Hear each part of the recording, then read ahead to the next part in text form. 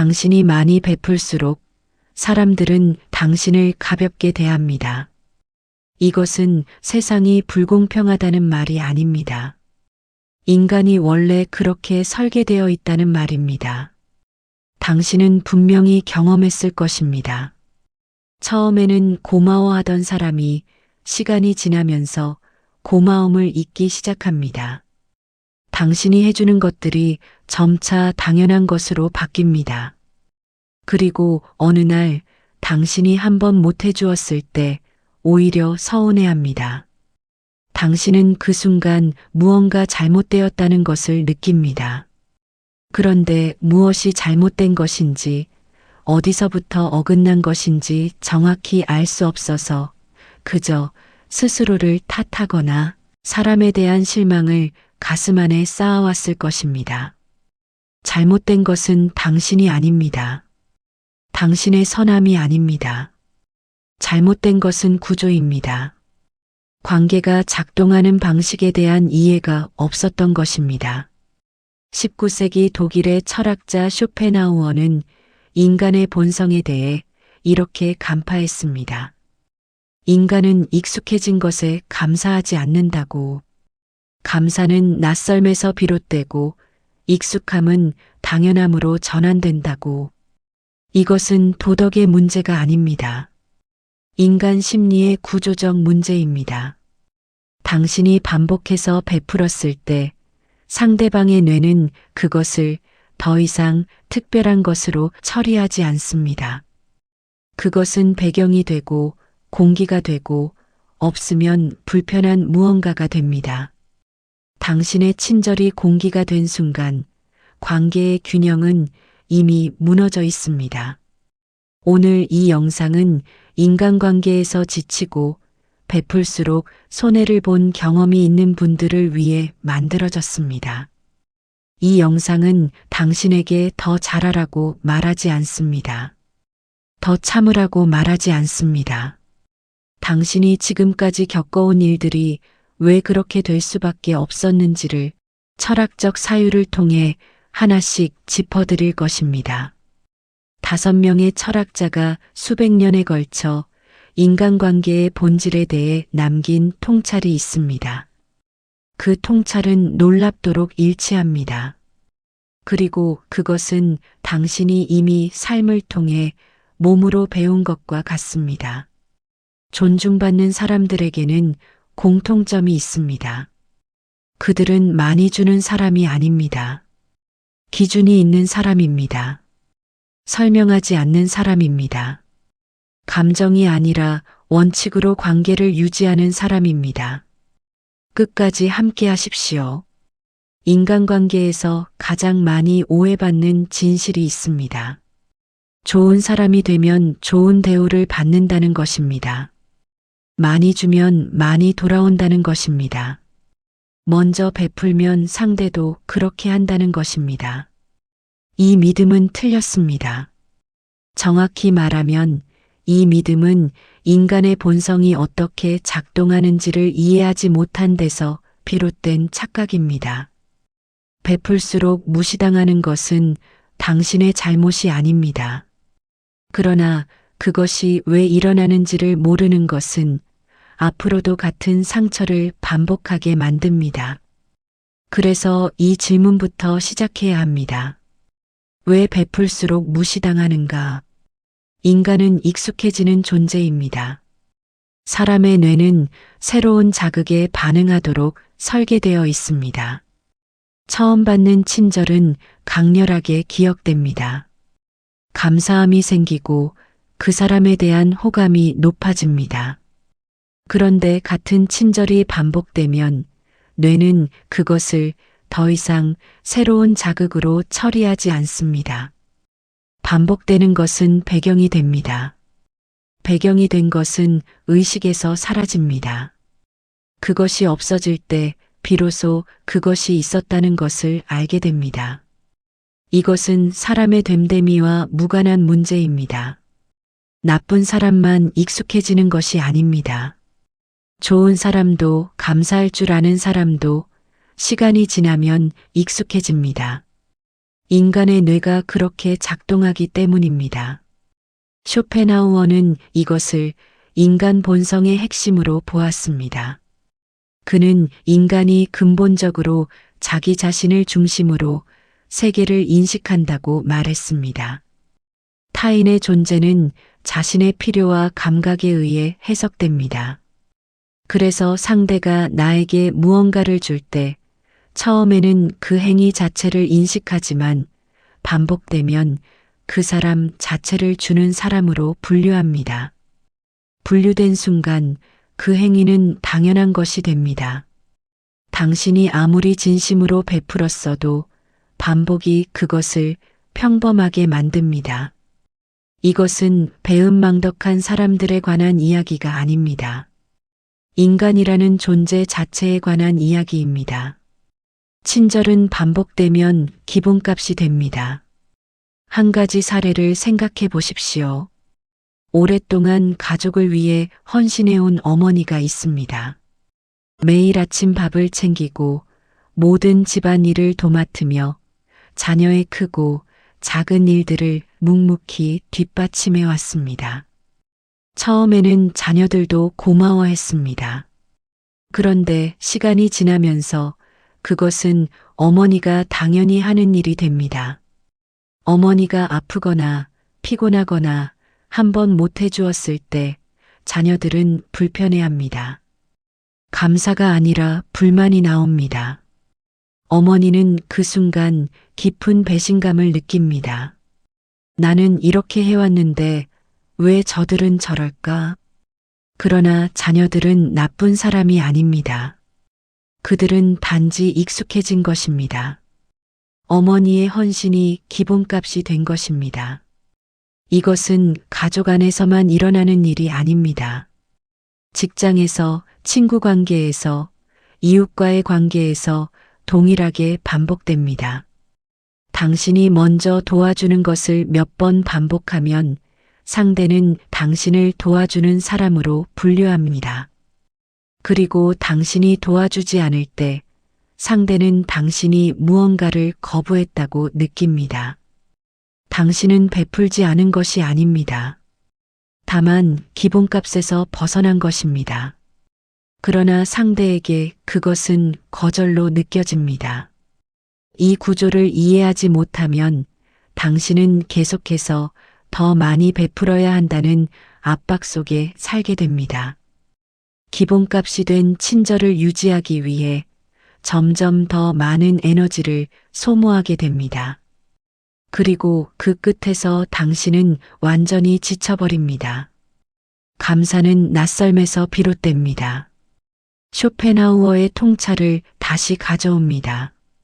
그는 인간의 감사란 본질적으로 불안정한 감정이라고 보았습니다. 감사는 자발적으로 유지되지 않습니다. 감사는 자극이 있을 때 발생하고 자극이 반복되면 희미해집니다. 그것은 인간이 나쁘기 때문이 아니라 인간의 감각이 자극의 변화에 반응하도록 설계되어 있기 때문입니다. 그렇다면 결론은 하나입니다. 감사를 받고 싶다면 예측 가능한 사람이 되어서는 안 됩니다. 이것은 차갑게 대하라는 말이 아닙니다. 의도적으로 불친절하게 굴라는 말이 아닙니다. 모든 순간에 응하지 말라는 말입니다. 베풀매의 기준을 두라는 말입니다. 항상 있는 사람이 아니라 때로는 없는 사람이 되어야 한다는 말입니다. 없어 본 적이 없는 사람은 있어도 고마운 줄 모릅니다. 이것은 계산적으로 행동하라는 처세술이 아닙니다. 관계에서 자신을 보호하는 가장 기본적인 원칙입니다. 베푸는 사람이 지고 받는 사람이 무감각해지는 이유. 베푸는 사람이 지치는 것은 단순히 에너지를 많이 쓰기 때문이 아닙니다. 정확한 이유는 따로 있습니다. 베풀수록 상대방이 고마워하지 않는다는 사실을 반복적으로 경험하기 때문입니다. 주는데 돌아오는 것이 없고 오히려 더 당연하게 여긴다는 것을 느낄 때 베푸는 사람의 내면에는 복잡한 감정이 쌓입니다. 서운함, 억울함, 자기의심. 내가 잘못하고 있는 건가? 내가 너무 기대하는 건가? 이 관계가 맞는 건가? 받는 사람이 무감각해지는 것도 단순한 이기심 때문이 아닙니다. 인간의 뇌가 반복되는 자극을 처리하는 방식 때문입니다. 받는 것이 당연해지면 그것을 받지 못할 때의 불편함만 남습니다. 고마움의 회로는 이미 작동을 멈춘 상태입니다. 이 구조 속에서 베푸는 사람은 점점 더 지치고 받는 사람은 점점 더 둔감해집니다. 그리고 어느 순간 베푸는 사람이 멈추면 받는 사람은 서운해합니다. 이것이 당신이 겪어온 관계의 실체입니다. 쇼펜하우어는 이 현상을 인간의 이기심이라는 개념으로 설명했지만 그것은 도덕적 비난이 아니었습니다. 그는 단지 인간이 그렇게 구성되어 있다는 것을 냉정하게 관찰했습니다. 도덕으로 해결되지 않는 것을 도덕으로 해결하려 하면 결국 자신만 소진됩니다. 기준 없는 친절은 결국 자신을 소모합니다. 이 모든 것이 가리키는 지점은 하나입니다. 친절은 나쁜 것이 아닙니다. 베푸는 것은 아름다운 행위입니다. 그러나 기준 없는 친절, 조건 없는 헌신, 한계 없는 베풀문 결국 자신을 소모하는 행위가 됩니다. 그리고 아이러니하게도 그것은 상대방을 더 나쁜 사람으로 만드는 구조를 만들어냅니다. 당신이 무한정 베풀수록 상대는 더 많이 당연하게 여기고 더 쉽게 무시하게 됩니다. 존중받는 사람들은 더 많이 주는 사람들이 아닙니다. 언제 주고 언제 주지 않을지를 아는 사람들입니다. 그 기준이 관계를 건강하게 유지합니다. 그 기준이 상대로 하여금 당신을 가볍게 대할 수 없게 만듭니다. 베풀매는 기준이 있어야 합니다. 그 기준이 없는 한 당신의 친절은 당신을 지치게 하고 상대를 무감각하게 만들며 관계를 서서히 망가뜨립니다. 베풀수록 무시당하는 것은 당신의 성품이 나쁘기 때문이 아닙니다. 기준 없는 베품이 인간의 본성과 충돌하기 때문입니다. 사람들은 관계가 무너질 때 감정 탓을 합니다. 저 사람이 나를 싫어하게 된 것이라고, 내가 무언가 잘못한 것이라고, 우리 사이가 변한 것이라고 말합니다. 그러나 관계가 무너지는 것은 대부분 감정의 문제가 아닙니다. 구조의 문제입니다. 감정은 결과입니다. 원인은 따로 있습니다. 관계가 무너지는 진짜 이유는 균형이 깨졌기 때문입니다. 그리고 그 균형이 깨지는 것은 한순간에 일어나지 않습니다. 오랫동안 천천히 아주 조금씩 기울어지다가 어느 날 갑자기 돌이킬 수 없는 지점에 도달합니다. 그 지점에서 사람들은 비로소 관계가 끝났다는 것을 알게 됩니다. 그러나 실제로 관계는 훨씬 이전부터 이미 무너지고 있었습니다. 이것을 이해하는 것이 2부의 핵심입니다. 관계는 감정이 아니라 균형입니다. 우리는 관계를 감정으로 이해하려 합니다. 좋아하면 가까워지고 싫어하면 멀어진다고 생각합니다. 그러나 현실에서 관계는 그렇게 단순하게 작동하지 않습니다. 서로 좋아하면서도 관계가 망가지는 경우가 있습니다. 서로 불편하면서도 오랫동안 유지되는 관계가 있습니다. 그 차이를 만드는 것이 균형입니다. 관계에서 균형이란 주고받는 것이 어느 정도 대등한 상태를 말합니다. 물질적인 것만이 아닙니다. 관심, 배려, 시간, 에너지, 존중. 이 모든 것이 포함됩니다. 한쪽이 지속적으로 더 많이 주고 다른 쪽이 지속적으로 더 많이 받는 구조가 고착되면 그 관계는 이미 기울어진 것입니다. 기울어진 관계는 언젠가 반드시 무너집니다. 조선 후기의 학자 정약용은 관계의 본질에 대해 깊이 사유했습니다.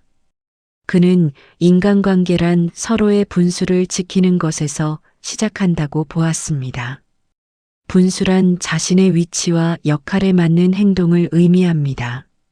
그는 한쪽이 지나치게 많이 주거나 지나치게 많이 받는 관계는 오래가지 못한다고 했습니다. 중용, 지나치지도 않고 모자라지도 않은 상태. 그것이 관계를 지속 가능하게 만드는 조건이라고 그는 말했습니다. 이것은 단순히 공평하게 나누라는 말이 아닙니다. 관계에서 자신이 차지하는 위치를 정확히 인식하고 그 위치에서 지나치지 않게 행동하라는 말입니다. 지나친 베풀문 상대를 불편하게 만들거나 상대를 의존적으로 만들거나 혹은 당신을 소모시킵니다. 그 세 가지 결과 중 어느 것도 관계에 좋지 않습니다. 한쪽만 주는 관계는 반드시 붕괴합니다. 한 가지 사례를 생각해 보십시오. 수십 년을 함께한 친구 관계가 있습니다. 한 사람은 언제나 먼저 연락하고, 먼저 챙기고, 먼저 도움을 제안합니다. 다른 사람은 받는 것에 익숙해져 있습니다. 연락이 오면 반응하고, 도움이 오면 받습니다. 그러나 먼저 연락하거나 먼저 챙기는 일은 거의 없습니다.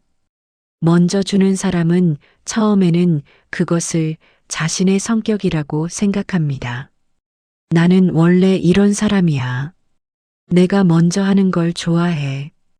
그러나 시간이 지나면서 서운함이 쌓입니다. 왜 저 사람은 한 번도 먼저 하지 않을까?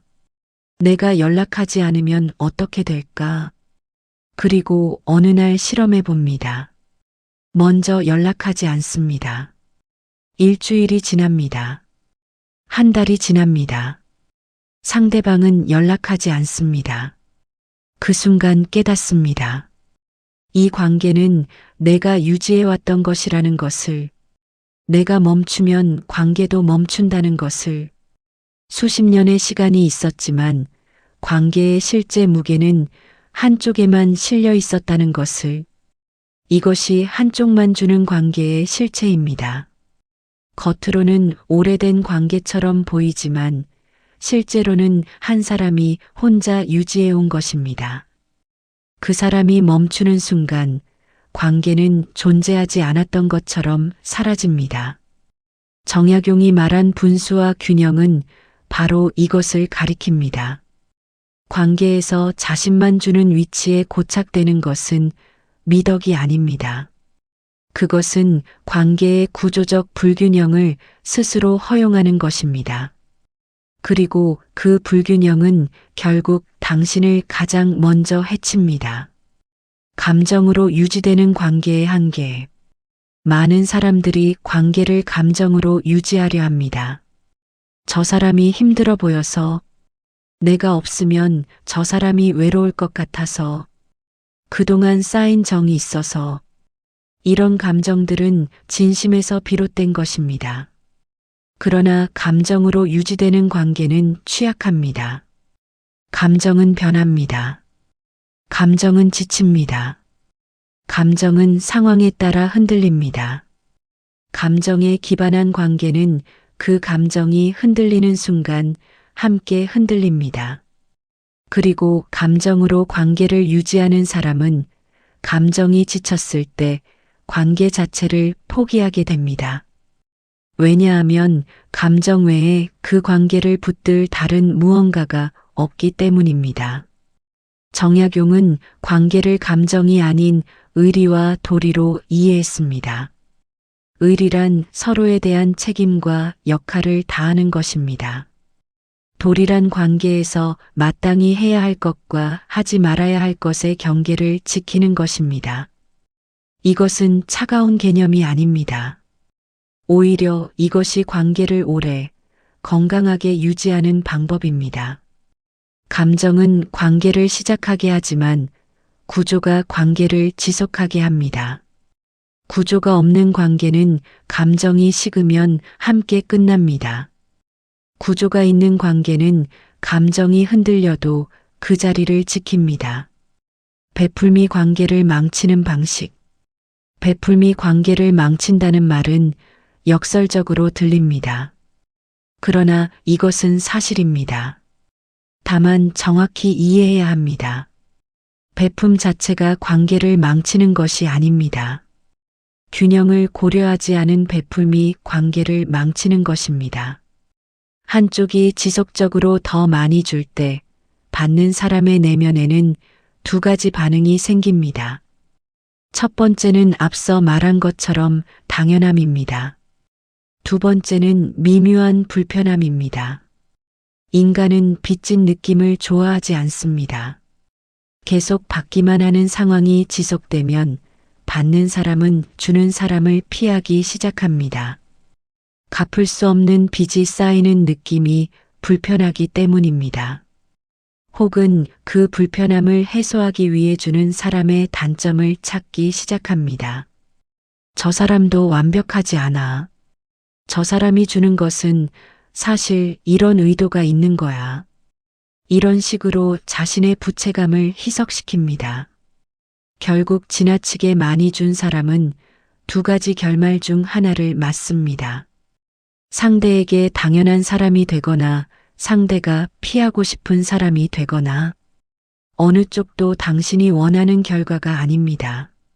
정약용이 말한 중용은 바로 이 지점을 겨냥합니다. 지나친 것은 모자란 것과 같습니다. 지나친 베풀문 결국 관계에 해가 됩니다. 적당한 거리, 적당한 베푸, 적당한 기대. 이것이 관계를 건강하게 유지하는 조건입니다.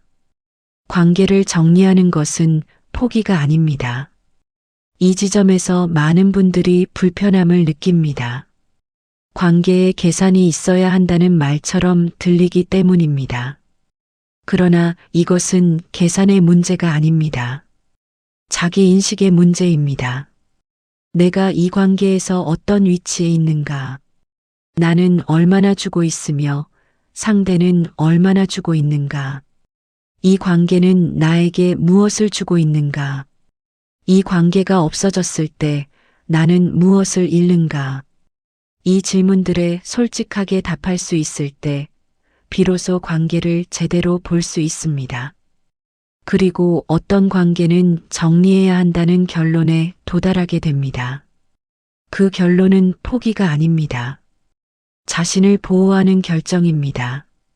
정약용은 사람을 사귐에 있어서 그 사람의 됨됨이를 보고 관계의 깊이를 결정해야 한다고 했습니다. 모든 사람을 똑같이 대하는 것이 미덕이 아닙니다.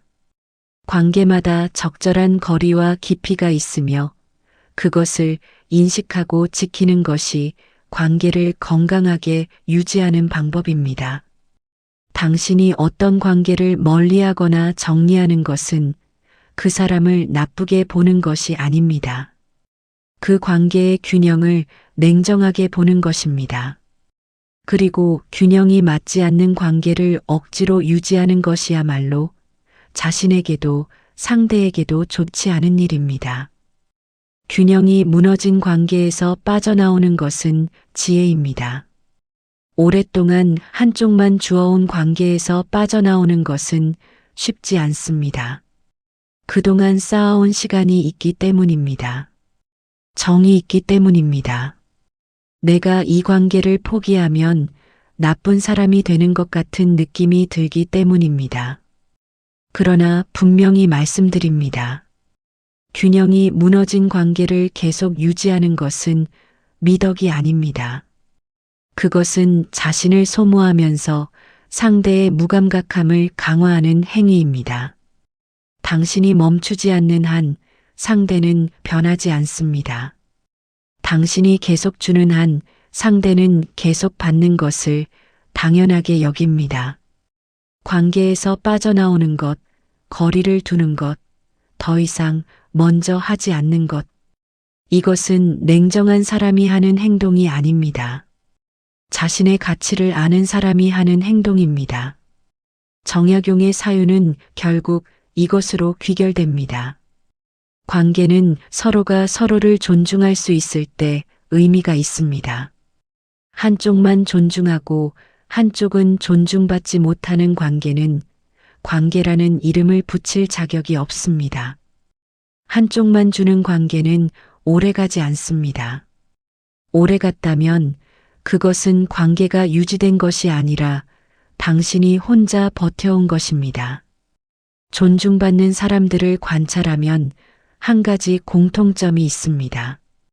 그들은 자신을 설명하지 않습니다. 자신이 왜 그 결정을 했는지 설명하지 않습니다. 왜 거절했는지 해명하지 않습니다. 왜 그 자리에 나타나지 않았는지 변명하지 않습니다. 그들은 그저 행동합니다.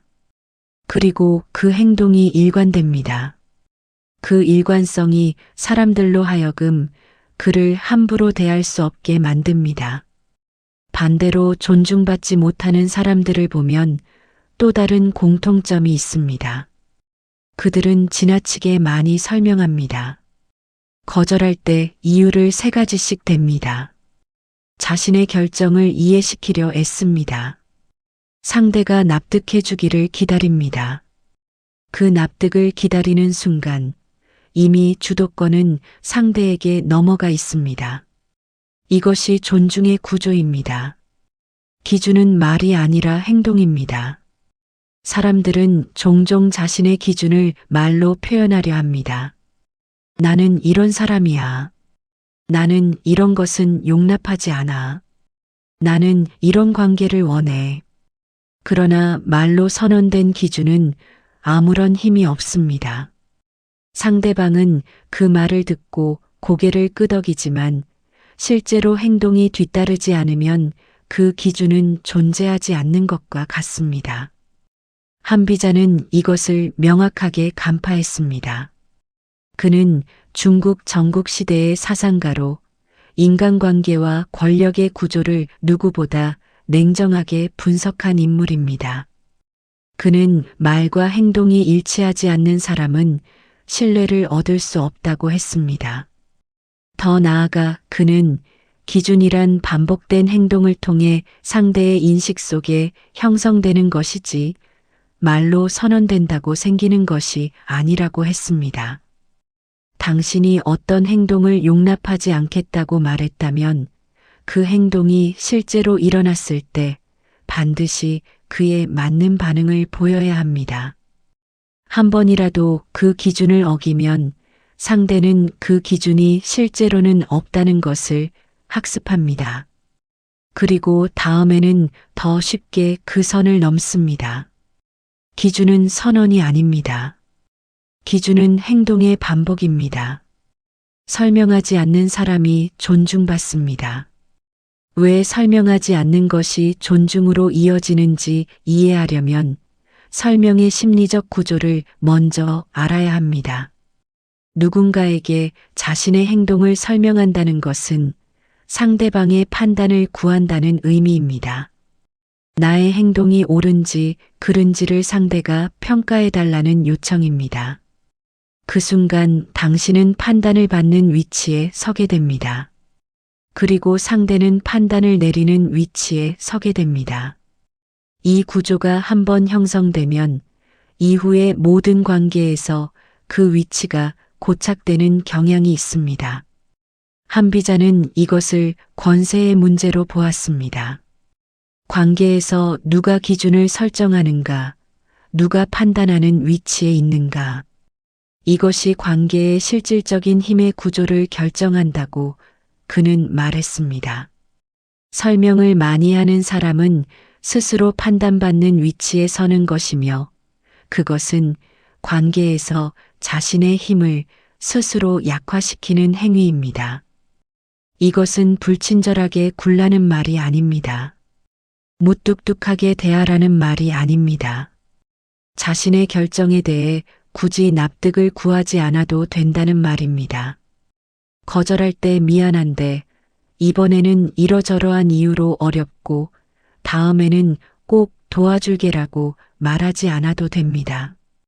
이번에는 어렵습니다로 충분합니다. 그 간결함이 당신의 기준을 보여줍니다. 그 기준이 상대로 하여금 당신을 가볍게 대할 수 없게 만듭니다.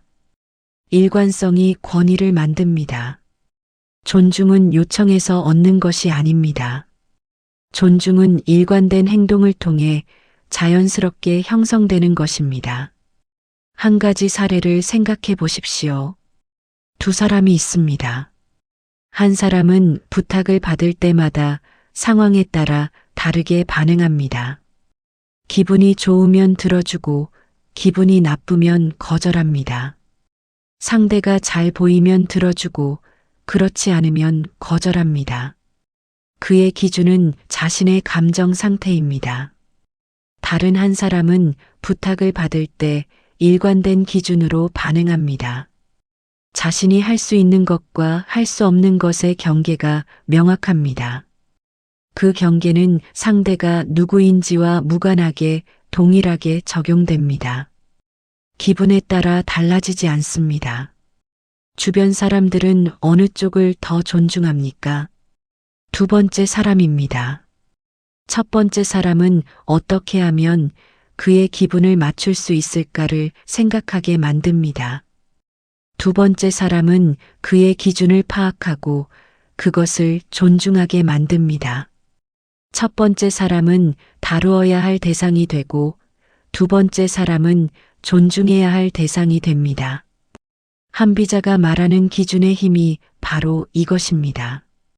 일관된 기준은 상대방으로 하여금 그 기준 자체를 존중하게 만듭니다. 그리고 그 기준을 가진 사람을 존중하게 만듭니다. 기준 없이 감정으로 반응하는 사람은 주변 사람들이 그 감정을 관리하려 들게 됩니다. 존중이 아니라 조종의 대상이 됩니다. 통제는 억압이 아니라 기준입니다. 한비자의 사상을 오해하는 경우가 있습니다. 그가 말하는 통제와 기준을 차갑고 계산적인 것으로 받아들이는 것입니다. 그러나 그것은 오해입니다. 한비자가 말하는 통제란 상대를 통제하는 것이 아닙니다. 자신을 통제하는 것입니다. 자신의 감정을 함부로 드러내지 않는 것, 자신의 결정을 일관성 있게 유지하는 것, 상황에 따라 기준을 바꾸지 않는 것, 이것이 그가 말하는 통제입니다. 자신을 통제할 수 있는 사람은 관계에서 흔들리지 않습니다. 상대방의 반응에 따라 자신의 태도가 바뀌지 않습니다. 상대가 화를 내도 자신의 기준을 유지합니다. 상대가 서운해해도 자신의 결정을 번복하지 않습니다. 그 안정감이 상대로 하여금 이 사람은 쉽게 흔들리지 않는다는 것을 인식하게 만듭니다. 그 인식이 존중으로 이어집니다. 반대로 자신을 통제하지 못하는 사람은 관계에서 쉽게 이용당합니다. 상대가 조금 서운한 표정을 지으면 곧바로 자신의 결정을 바꿉니다. 상대가 압박을 가하면 기준을 낮춥니다. 상대가 화를 내면 사과부터 합니다. 이런 패턴이 반복되면 상대는 학습합니다. 이 사람의 기준은 압박을 가하면 바뀐다는 것을, 그리고 점점 더 쉽게 그 기준을 시험합니다. 거절할 수 있는 사람이 존중받습니다. 존중받는 사람들의 또 다른 공통점이 있습니다. 그들은 거절을 두려워하지 않습니다. 거절은 관계를 망치는 것이 아닙니다. 오히려 거절이 없는 관계가 망가집니다. 거절을 못하는 사람은 모든 부탁을 들어주게 됩니다. 모든 부탁을 들어주는 사람은 항상 들어주는 사람으로 분류됩니다. 그 분류는 곧 당연함으로 이어집니다. 당신이 거절했을 때 상대가 놀라거나 서운해한다면 그것은 당신이 나쁜 사람이 되어서가 아닙니다. 상대가 당신의 거절을 경험해 본 적이 없어서입니다. 한비자는 상대방이 예측할 수 없는 사람이 되어야 한다고 말하지 않았습니다. 그는 상대방이 함부로 대할 수 없는 사람이 되어야 한다고 말했습니다. 그 차이는 중요합니다. 예측 불가능한 사람은 불안을 줍니다. 함부로 대할 수 없는 사람은 존중을 이끌어냅니다. 그 차이를 만드는 것이 일관된 기준입니다. 거절할 때 이유가 필요하지 않습니다. 거절할 때 사과가 필요하지 않습니다. 거절 자체가 하나의 완결된 대답입니다. 그것을 받아들이지 못하는 사람이 있다면 그 사람은 당신의 기준을 존중하지 않는 사람입니다. 그런 사람에게 설명을 덧붙여 봐야 그 설명은 협상의 여지로 해석될 뿐입니다. 행동으로 보여주는 사람 앞에서 사람들은 조심합니다. 한비자의 사상에서 가장 핵심적인 통찰 중 하나는 이것입니다. 사람들은 말보다 행동에 반응한다는 것입니다. 당신이 선을 넘는 행동에 대해 아무리 말로 불쾌함을 표현해도 그 이후에 아무런 변화가 없다면 상대는 그것을 무시합니다. 그러나 당신이 선을 넘는 행동이 있을 때 즉각적으로 거리를 두거나 관계의 온도를 낮추거나 해당 상황에서 물러나는 행동을 보인다면 상대는 그것을 기억합니다. 말은 공기 속으로 사라집니다. 행동은 상대의 기억 속에 남습니다. 그리고 그 기억이 이후의 관계에서 상대의 행동을 결정합니다. 이 사람은 이런 상황에서 이렇게 반응했다. 다음에는 그렇게 하지 않는 것이 낫겠다. 이것이 행동을 통해 형성되는 기준의 힘입니다. 존중은 요구하는 것이 아닙니다. 존중은 상대가 스스로 학습하는 것입니다. 그리고 그 학습은 오직 일관된 행동을 통해서만 가능합니다. 자신을 낮추는 것이 겸손이 아닙니다. 많은 분들이 자신을 낮추는 것을 미덕으로 생각합니다. 겸손하게 행동하고 자신을 드러내지 않으며 상대를 높여주는 것이 좋은 사람이 되는 방법이라고 배웠습니다. 그러나 자신을 낮추는 것과 겸손은 다릅니다. 겸손은 자신의 한계를 인정하는 것입니다. 자신을 낮추는 것은 자신의 가치를 스스로 깎아내리는 것입니다. 겸손한 사람은 존중받습니다. 자신을 낮추는 사람은 그 낮춤이 당연하게 받아들여집니다. 한비자가 강조한 것은 자신의 위치를 스스로 정확히 인식하고 그 위치에 맞는 행동을 하는 것입니다. 필요 이상으로 낮아지는 것도 필요 이상으로 높아지는 것도 모두 관계를 왜곡합니다. 자신의 위치를 정확히 알고 그것을 행동으로 보여주는 것. 그것이 관계에서 존중을 이끌어내는 방법입니다. 당신이 스스로를 낮출 때 상대는 당신을 낮은 위치에 놓습니다. 당신이 스스로를 정확하게 볼 때 상대도 당신을 정확하게 봅니다. 관계에서 당신의 위치는 당신이 스스로 설정하는 것입니다. 존중받는 사람은 더 많이 설명하는 사람이 아닙니다. 더 일관되게 행동하는 사람입니다. 기준은 말로 선언되는 것이 아니라 반복된 행동을 통해 상대의 인식 속에 새겨지는 것입니다. 사람들이 당신을 이용하는 것은 당신이 약해서가 아닙니다. 당신의 감정을 예측할 수 있기 때문입니다.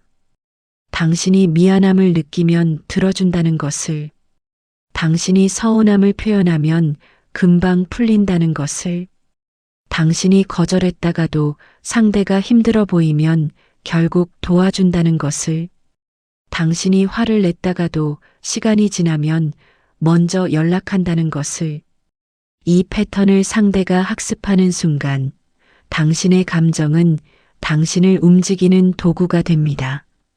그리고 그 도구를 쥔 것은 당신이 아니라 상대입니다. 이것은 당신이 나쁜 사람에게 둘러싸여 있다는 말이 아닙니다. 인간은 누구나 상대의 패턴을 학습하고 그 패턴을 활용합니다.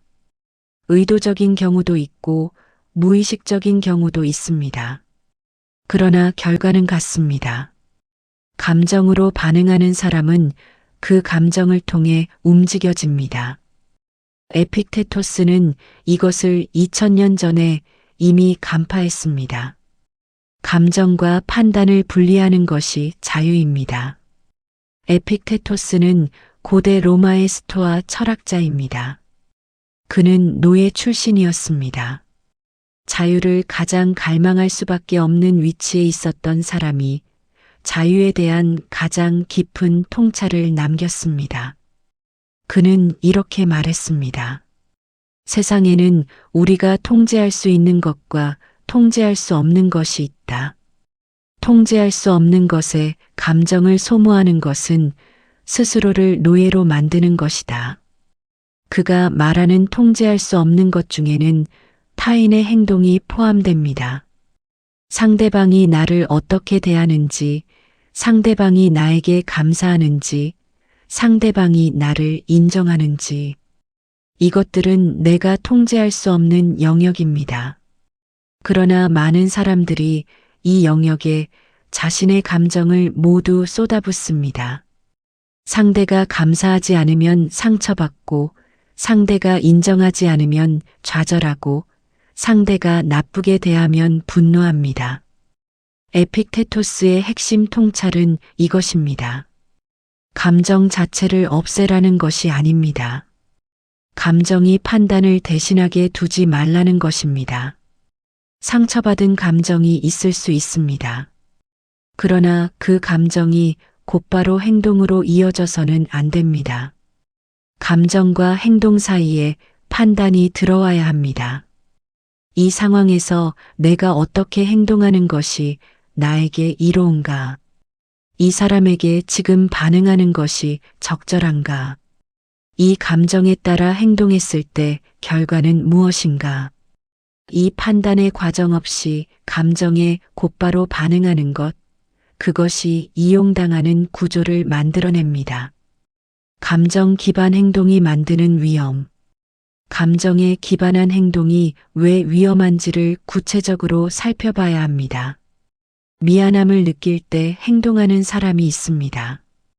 이 사람은 상대가 서운한 표정을 지을 때마다 미안함을 느끼고 그 미안함을 해소하기 위해 무언가를 해줍니다. 상대는 이것을 학습합니다. 서운한 표정을 지으면 원하는 것을 얻을 수 있다는 것을, 그리고 점점 더 자주 서운한 표정을 짓게 됩니다. 처음에는 진짜 서운함이었을 수 있습니다. 그러나 그것이 효과가 있다는 것을 학습한 순간부터 그 표정은 의도적인 것이 됩니다. 미안함을 느끼는 사람의 잘못이 아닙니다. 미안함이라는 감정 자체는 나쁜 것이 아닙니다. 그러나 그 감정이 검토 없이 곧바로 행동으로 이어질 때 그것은 상대가 활용할 수 있는 패턴이 됩니다. 또 다른 사례가 있습니다. 상대가 힘들어 보일 때마다 자신의 일을 제쳐두고 도와주는 사람이 있습니다. 이 사람은 상대의 힘듦에 즉각적으로 반응합니다. 상대는 이것을 학습합니다. 힘들어 보이면 이 사람이 달려온다는 것을, 그리고 진짜 힘들지 않아도 힘들어 보이는 것이 이 사람을 움직이는 방법이라는 것을, 에픽테토스가 경고한 것이 바로 이것입니다. 감정은 진짜입니다. 그러나 그 감정을 촉발한 상황이 항상 진짜인 것은 아닙니다. 그리고 진짜 감정에 기반한 행동이라 해도 그것이 올바른 행동인지는 별개의 문제입니다. 일관성이 신뢰를 만듭니다. 에픽테토스의 철학에서 가장 실용적인 통찰은 일관성에 관한 것입니다. 그는 말했습니다. 덕이 있는 사람은 상황에 따라 달라지지 않는다. 좋은 상황에서도 나쁜 상황에서도 동일한 원칙으로 행동한다. 그 일관성이 그 사람의 품격을 만든다. 관계에서 일관성은 신뢰의 근거가 됩니다. 이 사람은 기분이 좋을 때나 나쁠 때나 동일하게 행동한다. 이 사람은 상대가 누구든 자신의 기준을 바꾸지 않는다. 이 사람은 어제 한 말과 오늘 하는 행동이 일치한다. 이런 인식이 쌓일 때 사람들은 그 사람을 신뢰합니다. 그리고 신뢰받는 사람은 존중받습니다. 반대로 감정에 따라 반응이 달라지는 사람은 신뢰를 받기 어렵습니다. 어제는 괜찮다고 했는데 오늘은 화를 냅니다. 처음에는 거절했는데 조금 압박하니 들어줍니다.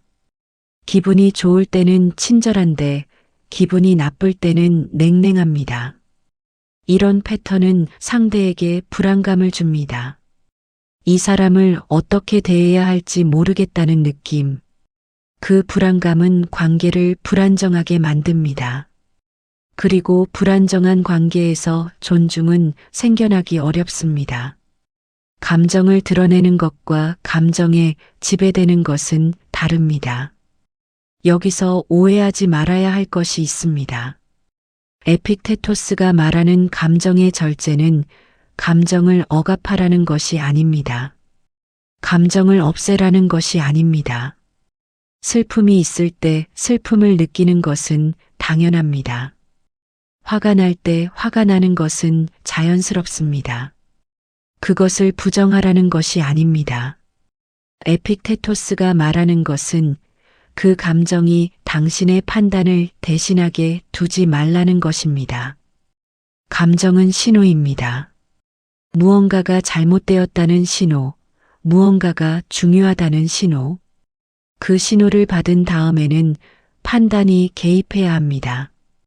화가 났을 때 곧바로 말하는 것과 화가 난 것을 인식한 후 적절한 시점에 말하는 것은 전혀 다른 결과를 만들어냅니다. 전자는 감정의 배출입니다. 후자는 감정의 활용입니다. 배출된 감정은 상대에게 약점으로 보입니다.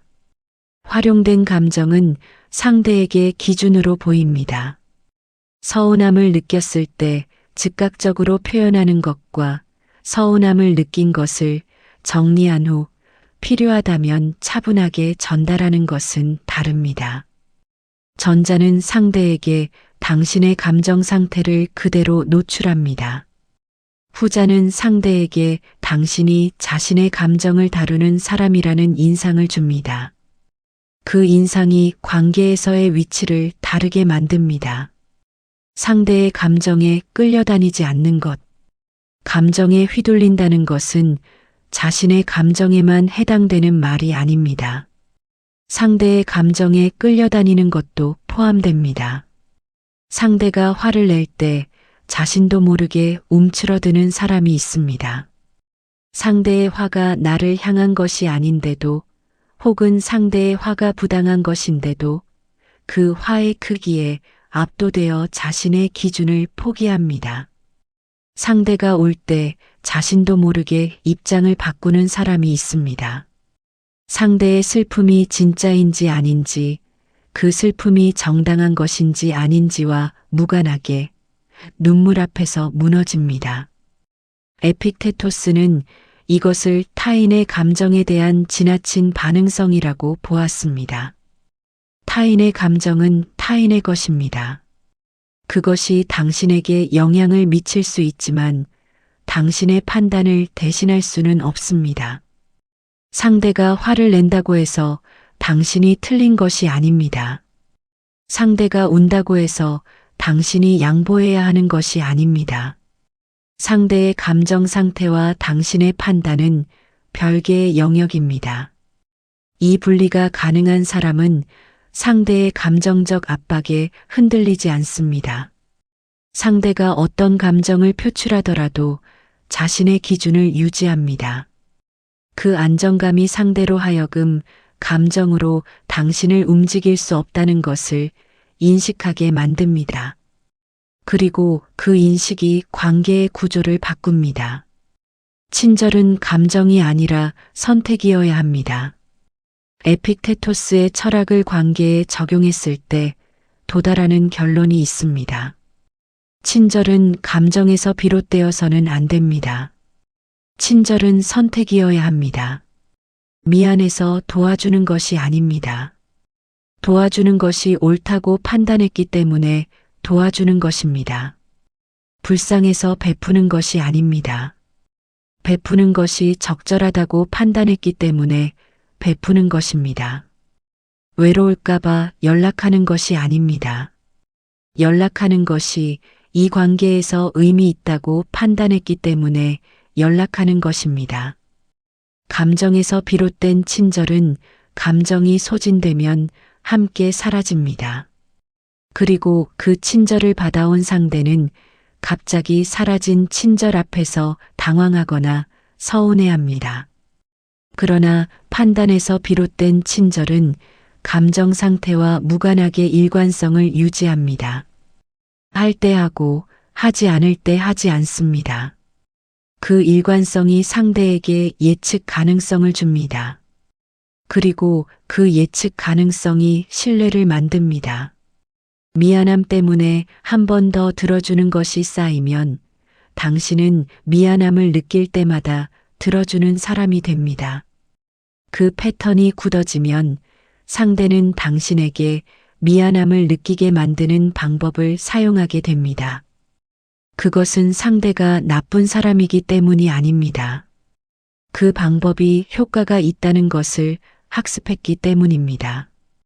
흔들리지 않는 사람이 결국 존중받습니다. 에픽테토스가 평생에 걸쳐 말한 것을 한 문장으로 압축하면 이것입니다. 당신이 통제할 수 있는 것에 집중하십시오. 당신이 통제할 수 있는 것은 당신의 판단과 행동입니다. 상대방의 반응, 상대방의 감정, 상대방이 당신을 어떻게 보는지, 이것들은 당신이 통제할 수 없습니다. 이것들의 감정을 소모하는 것은 당신을 소진시킬 뿐입니다. 당신이 집중해야 할 것은 내가 이 상황에서 어떻게 행동할 것인가입니다. 이 관계에서 나의 기준은 무엇인가입니다. 그 기준에 따라 일관되게 행동하는 것입니다. 상대가 어떻게 반응하든 그것은 상대의 영역입니다. 당신의 영역은 당신의 행동입니다. 이 원칙을 지키는 사람은 흔들리지 않습니다. 상대의 감정 표현에 즉각적으로 반응하지 않습니다. 압박이 있어도 자신의 판단을 유지합니다. 그 흔들리지 않음이 상대에게 전달됩니다. 그리고 상대는 이 사람은 감정으로 움직이지 않는다는 것을 인식하게 됩니다. 그 인식이 관계에서의 존중으로 이어집니다. 흔들리지 않는 사람을 이용하기는 어렵습니다. 감정으로 움직이지 않는 사람에게 감정적 압박은 효과가 없습니다. 그런 사람 앞에서 사람들은 자연스럽게 자신의 행동을 조심하게 됩니다. 그것이 존중의 실체입니다. 감정에 휘둘리는 사람은 그 감정을 통해 움직여집니다. 판단으로 행동하는 사람은 누구도 쉽게 움직일 수 없습니다. 존중은 감정이 아니라 일관성에서 비롯됩니다. 지금까지 4개의 불을 통해 이야기해 왔습니다. 베풀수록 무시당하는 이유, 관계가 무너지는 구조, 존중받는 사람들의 행동 방식, 감정에 휘둘릴 때 일어나는 일들. 이 모든 이야기는 하나의 질문으로 귀결됩니다. 그렇다면 결국 존중받는 사람은 어떤 사람인가? 답은 생각보다 단순합니다. 그러나 실천하기는 쉽지 않습니다. 존중받는 사람은 모두에게 좋은 사람이 아닙니다. 자기 기준이 있는 사람입니다. 이것이 오부의 핵심입니다. 그리고 이것이 이 영상 전체가 말하고자 한 것입니다. 모두에게 좋은 사람이 되려는 시도의 결말. 많은 사람들이 모두에게 좋은 사람이 되려 합니다. 누구도 불편하게 하지 않으려 합니다. 누구도 서운하게 하지 않으려 합니다. 누구에게도 미움받지 않으려 합니다. 이 목표를 위해 자신의 생각을 감추고 자신의 불편함을 참으며 자신의 기준을 양보합니다. 그 결과는 어떻습니까? 모두에게 좋은 사람이 된 것이 아닙니다. 모두에게 만만한 사람이 된 것입니다. 누구도 불편하게 하지 않으려다가 정작 자신이 가장 불편한 위치에 놓이게 됩니다. 누구도 서운하게 하지 않으려다가 정작 자신이 가장 많이 서운함을 삼키게 됩니다. 누구에게도 미움받지 않으려다가 정작 자신이 자신을 가장 존중하지 않는 사람이 됩니다. 니체는 이것을 날카롭게 비판했습니다. 그는 모두에게 좋은 사람이 되려는 욕구를 약함의 표현이라고 보았습니다. 자신의 기준을 세울 용기가 없을 때 사람들은 모두를 만족시키려는 방향으로 도망친다고 그는 말했습니다. 그러나 모두를 만족시키려는 사람은 결국 아무도 만족시키지 못합니다. 그리고 그 과정에서 자기 자신을 잃어버립니다. 니체가 말하는 강한 인간. 니체는 흔히 오해받는 철학자입니다. 그가 말하는 강한 인간을 폭력적이거나 냉혹한 인간으로 이해하는 경우가 있습니다. 그러나 니체가 말하는 강함은 그런 것이 아닙니다. 그가 말하는 강한 인간은 자기 기준을 가진 인간입니다. 타인의 평가에 흔들리지 않는 인간입니다. 자신이 옳다고 생각하는 것을 타인의 동의 없이도 행할 수 있는 인간입니다. 군중의 시선을 의식하지 않고 자신의 길을 가는 인간입니다. 그는 이것을 자기 극복이라고 불렀습니다. 자기 극복이란 자신의 나약함, 두려움, 타인의 시선에 대한 의존을 극복하는 것입니다. 그리고 그 극복을 통해 자신만의 가치 기준을 세우는 것입니다. 니체가 보기에 가장 비극적인 인간은 악한 인간이 아닙니다. 자신의 기준 없이 타인의 기준에 맞추어 사는 인간입니다. 타인이 좋다고 하면 좋아하고 타인이 나쁘다고 하면 나쁘게 여기며 자신이 진짜 무엇을 원하는지 알지 못한 채 살아가는 인간. 그런 인간은 삶을 사는 것이 아니라 타인의 기대를 관리하는 것입니다. 자기 기준을 세운다는 것의 의미. 자기 기준을 세운다는 것은 이기적으로 산다는 말이 아닙니다. 자신이 무엇을 중요하게 여기는지를 명확히 하고 그것을 행동의 기반으로 삼는다는 말입니다. 나는 어떤 관계를 원하는가? 나는 어떤 대우를 받아야 하는가? 나는 어떤 상황에서 도움을 주고 어떤 상황에서는 주지 않는가? 나는 어떤 행동을 용납하고 어떤 행동은 용납하지 않는가? 이 질문들의 답을 가지고 있는 사람이 자기 기준을 가진 사람입니다. 그리고 이 답들이 실제 행동에 반영될 때 그 사람은 관계에서 흔들리지 않습니다. 자기 기준이 있는 사람은 모든 사람에게 동일하게 좋게 대하지 않습니다. 그러나 자신의 기준에 따라 일관되게 대합니다. 기준에 맞는 관계는 따뜻하게 유지하고 기준을 반복적으로 넘는 관계는 거리를 둡니다. 이것이 냉정한 사람이 아닙니다. 자신을 아는 사람입니다. 니체는 자신을 아는 것이 모든 것의 출발점이라고 보았습니다. 자신이 무엇을 원하는지, 무엇을 싫어하는지, 어떤 것이 자신을 소진시키는지를 아는 것, 그리고 그 알을 바탕으로 관계를 설계하는 것. 이것이 그가 말하는 강한 인간의 삶입니다. 모든 관계를 붙잡으려 하지 않는 것. 자기 기준이 있는 사람의 또 다른 특징이 있습니다. 모든 관계를 붙잡으려 하지 않습니다. 어떤 관계는 시간이 지나면서 자연스럽게 멀어집니다. 어떤 사람은 당신의 삶에서 일정한 역할을 다하고 떠납니다. 어떤 관계는 처음부터 균형이 맞지 않았습니다. 이런 관계들을 억지로 붙잡는 것은 에너지의 낭비입니다. 그리고 그 에너지를 낭비하는 동안 진짜 의미 있는 관계에 써야 할 에너지가 소모됩니다.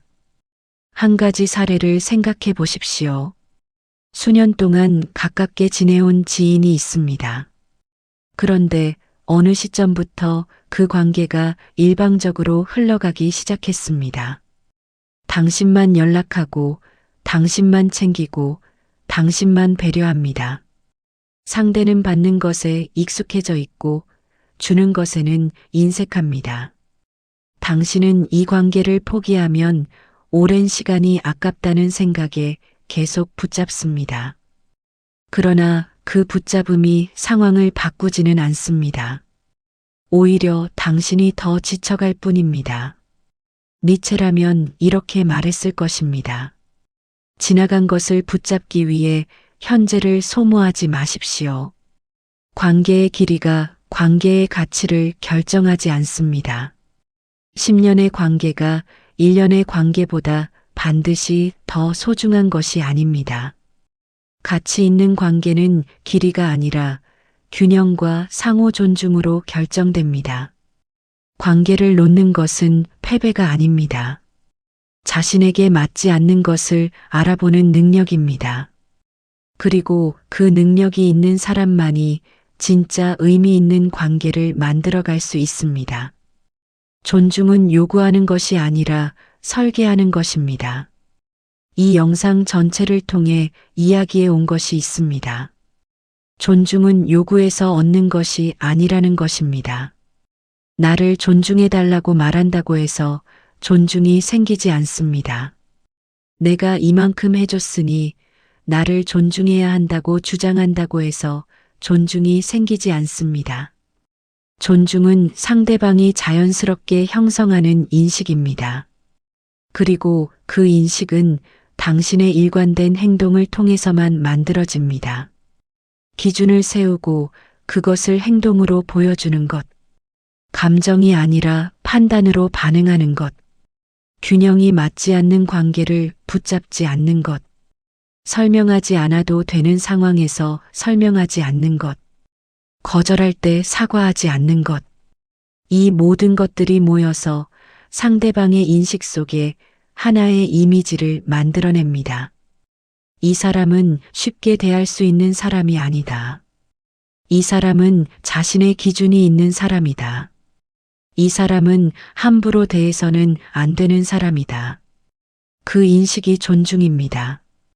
그리고 그 인식은 당신이 의도적으로 설계한 행동들의 결과입니다. 니체가 말한 자기 극복은 결국 이것을 가리킵니다. 타인의 시선과 평가에 의존하던 자신을 극복하고 자신의 기준으로 살아가는 것.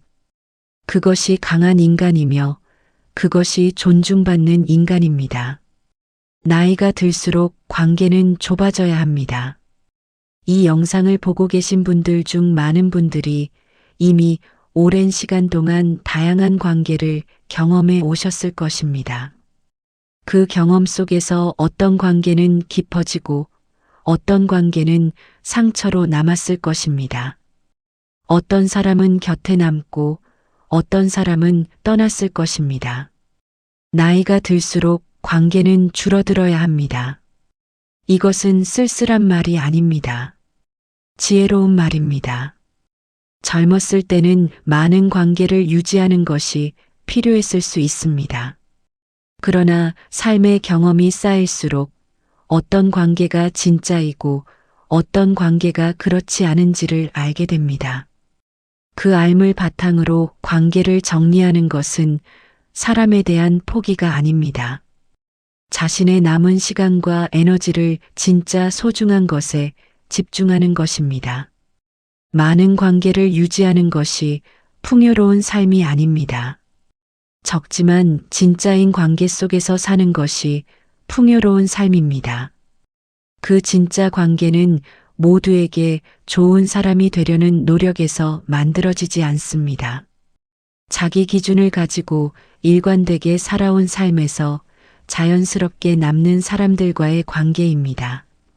니체가 말한 것처럼 자신의 기준으로 살아온 사람 곁에는 그 기준을 존중하는 사람들이 남습니다. 그 사람들이 진짜 관계입니다. 당신의 선택은 틀리지 않았습니다. 이 영상을 여기까지 보셨다는 것은 당신이 이미 무언가를 느끼고 계신다는 것입니다. 관계를 정리한 것, 더 이상 먼저 연락하지 않기로 한 것, 베풀기를 멈춘 것, 어떤 사람과 거리를 둔 것, 이 선택들이 틀린 것이 아닌지 확인하고 싶으셨을 것입니다. 분명히 말씀드립니다. 틀리지 않았습니다. 쇼펜하우어는 인간의 본성이 익숙해지는 방향으로 흐른다는 것을 알려주었습니다. 정약용은 균형 없는 관계는 유지될 수 없다는 것을 알려주었습니다. 한비자는 기준은 행동으로 세워야 한다는 것을 알려주었습니다. 에픽테토스는 감정이 아닌 판단으로 행동해야 한다는 것을 알려주었습니다. 니체는 자기 기준을 가진 사람만이 진짜 존중을 받는다는 것을 알려주었습니다. 이 5명의 사람들은 서로 다른 시대, 서로 다른 나라, 서로 다른 환경에서 살았습니다. 그러나 그들이 도달한 결론은 놀랍도록 일치합니다. 그리고 그 결론은 당신이 삶을 통해 몸으로 배운 것과 같습니다.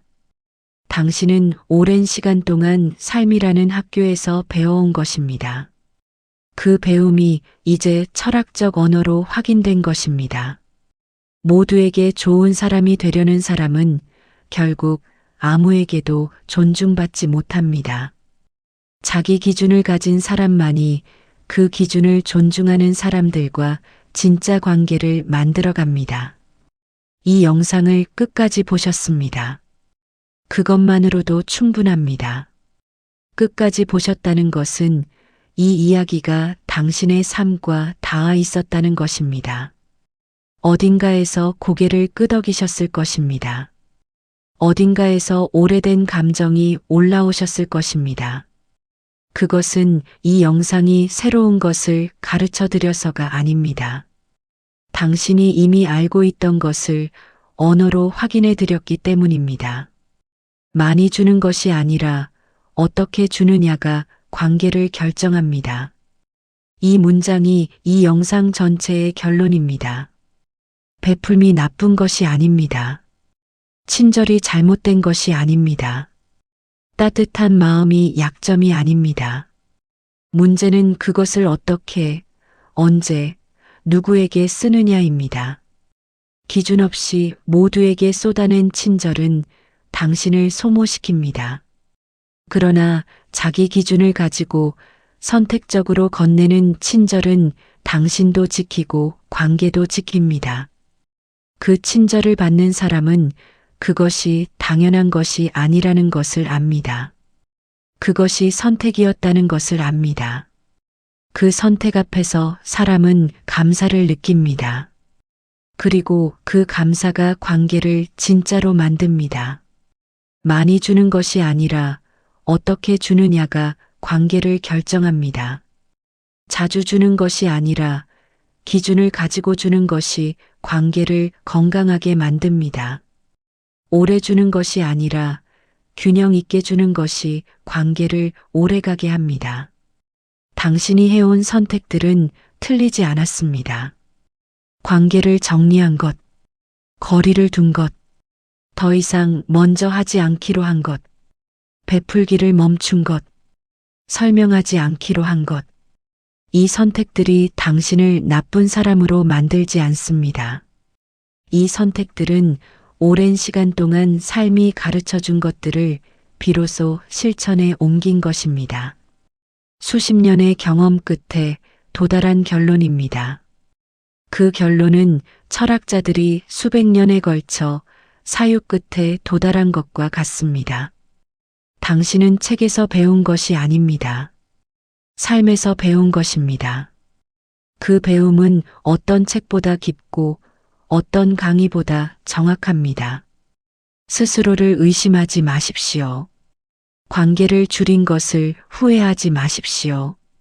베풀기를 멈춘 것을 자책하지 마십시오. 당신은 자신을 지키는 법을 배운 것입니다. 그것은 이기심이 아닙니다. 지혜입니다. 앞으로의 관계는 다를 것입니다. 이 영상을 보신 이후에 관계를 대하는 방식이 조금 달라지실 수 있습니다. 누군가 부탁을 해올 때 미안함 때문에 들어주지 않게 될 수 있습니다. 거절할 때 길게 설명하지 않아도 된다는 것을 기억하실 수 있습니다. 관계가 한쪽으로 기울어져 있다는 것을 느낄 때 더 빨리 알아챌 수 있습니다. 상대의 감정적 압박에 곧바로 반응하지 않게 될 수 있습니다. 이 변화들은 당신을 차갑게 만들지 않습니다. 더 명확하게 만듭니다. 더 흔들리지 않게 만듭니다. 그리고 결국에는 더 깊고 균형 잡힌 관계를 만들어가게 합니다. 좋은 관계는 많은 것을 주고받는 관계가 아닙니다. 서로의 기준을 존중하는 관계입니다. 서로가 서로에게 당연하지 않은 관계입니다. 서로의 존재가 여전히 감사한 관계입니다. 그런 관계는 억지로 유지하지 않아도 오래갑니다. 그런 관계는 설명하지 않아도 서로를 압니다. 그런 관계가 진짜입니다. 마지막으로 드리는 말씀.